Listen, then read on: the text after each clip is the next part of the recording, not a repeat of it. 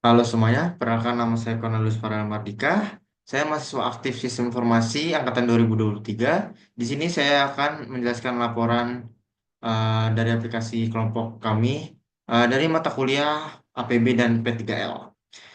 Sebelumnya saya share screen terlebih dahulu.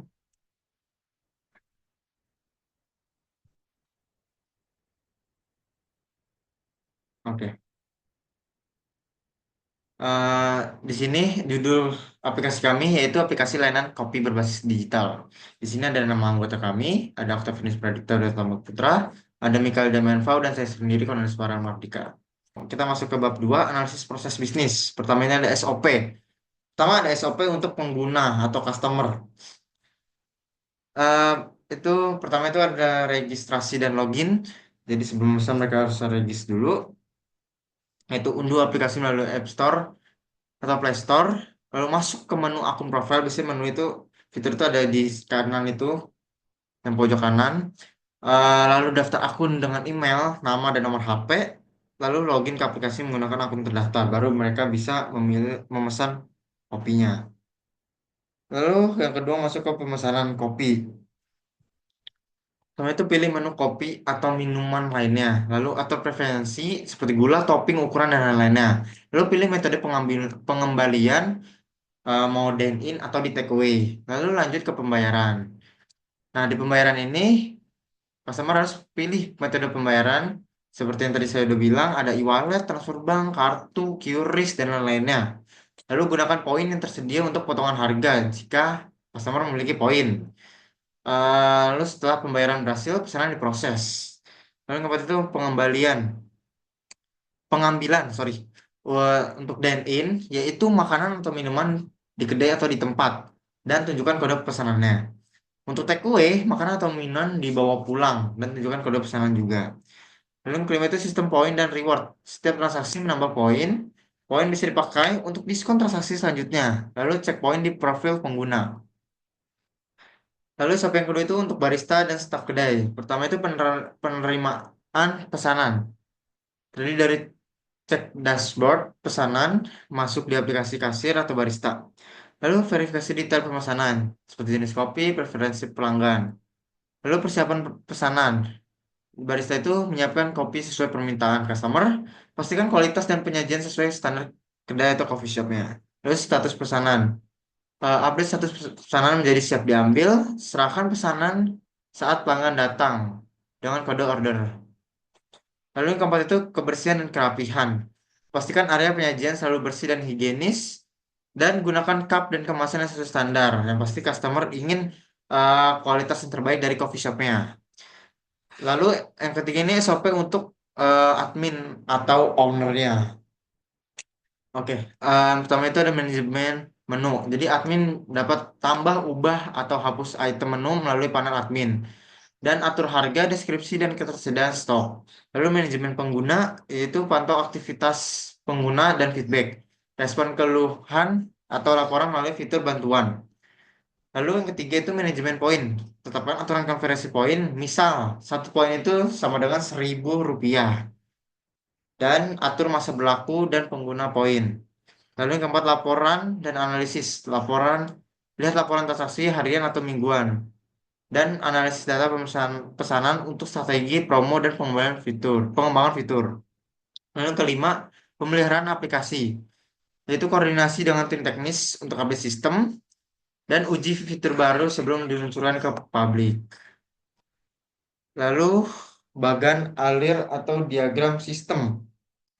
Pertama di sini ada flowchart, mulai dari user membuka aplikasi, lalu user melakukan login atau register, pilih produk kopi atau menunya, masukkan ke keranjang, tunggu konfirmasi dan status pesanan, lalu pesanan selesai atau pesanan diambil, lalu selesai. Lalu untuk diagram sistemnya, di sini user, ini ada aplikasi layanan kopi, lalu proses pemesanan dan laporan aplikasi. Untuk hasil analisisnya, pertama ini ada analisis kebutuhan sistem. Ada kebutuhan, pertama ada kebutuhan fungsional, yaitu pengguna dapat membuat akun melalui user pengguna dapat menelusuri menu dan melihat detail produk kopi, Pengguna dapat memesan kopi secara online dan memilih opsi takeaway atau deadline atau dine in. Dapat fitur pembayaran digital seperti e-wallet, transfer bank, dan lain-lainnya. Lalu sistem mengirimkan notifikasi status pemesanan eh, seperti diproses, disiapkan, siap diambil, dan lain-lainnya. Lalu admin atau barista dapat melihat dan mengelola pesanan masuk. Lalu tersedia fitur riwayat pembelian atau ulasan pelanggan. Untuk kebutuhan non fungsional ya, itu ada antarmuka yang user friendly dan responsif di perangkat mobile. Lalu sistem cepat dan stabil, terutama saat transaksi dilakukan. Lalu keamanan data pengguna dan transaksi harus terjamin. Lalu kedua ada analisis pengguna atau user analysis, yaitu pelanggan, pesanan mudah, pembayaran fleksibel, status real time. Lalu admin, manajemen menu, data pelanggan, dan laporan penjualan. Barista, akses ke daftar pesanan harian dan status penyajian. Lalu ketiga ada analisis SWOT. Untuk strengthnya atau kekuatannya, pertama itu mempermudah pemesanan dan pelayanan kopi. Yang kedua meningkatkan efisiensi dan jangkauan pasar. Yang ketiga menawarkan pengalaman digital modern. Ada weaknesses atau kelemahan. Pertama ada ketergantungan pada koneksi internet. Kedua butuh pelatihan awal untuk staf yang belum familiar atau yang agak gaptek, kurang tanggap teknologi. Lalu ada opportunity atau peluang. Itu terdiri dari integrasi dengan loyalty program dan wallet. Lalu bisa dikembangkan menjadi marketplace kopi. Lalu threat atau ancamannya persaingan dari aplikasi serupa atau layanan pihak ketiga dan masalah teknis dan keamanan cyber. Lalu persyaratan program, pertama itu ada proses bisnis. Jadi proses bisnis kami itu pertama itu customer membuka aplikasi dari coffee shop kami, lalu sistem menampilkan menu-menu yang terdapat di coffee shop kami. Lalu sebelum milih dan memesan pesanan, customer diharuskan melakukan login atau register terlebih dahulu di halaman profile account atau account profile. Setelah melakukan login, customer melihat dan memilih menu yang akan mereka beli, serta dapat memilih opsi mau dine-in atau takeaway. Lalu yang kelima itu jika customer sudah memilih semua menu, maka saatnya melakukan pembayaran. Lalu yang keenam itu sistem menampilkan opsi-opsi pembayaran yang tersedia seperti melalui wallet, transfer, QRIS, dan lain-lainnya. Lalu yang ketujuh itu customer memilih metode pembayaran yang tersedia. Setelah memilih metode pembayaran, customer melakukan pembayaran dan mendapatkan konfirmasi pembayaran berhasil. Lalu saat customer berhasil melakukan pembayaran otomatis, pesanan akan diterima oleh barista. Barista segera membuatkan pesanan customer. Dan setelah pesanan selesai dibuat, customer mengambil pesanan yang sudah dipesan. Jika pesanan sudah di tangan customer, status akan otomatis berubah menjadi pesanan selesai. Dan customer harus memberi ulasan atau rating. Lalu admin dapat melihat histori customer yang sudah melakukan transaksi. Admin dapat mengubah menu dan stok yang ada di coffee shop. Lalu admin dapat melihat jumlah pemasukan per harinya. Lalu untuk alistasi, di sini hasil alistasi awalnya semuanya fungsional kecuali ini yang non fungsional itu selain melalui web, sistem harus bisa diakses melalui mobile itu non fungsional.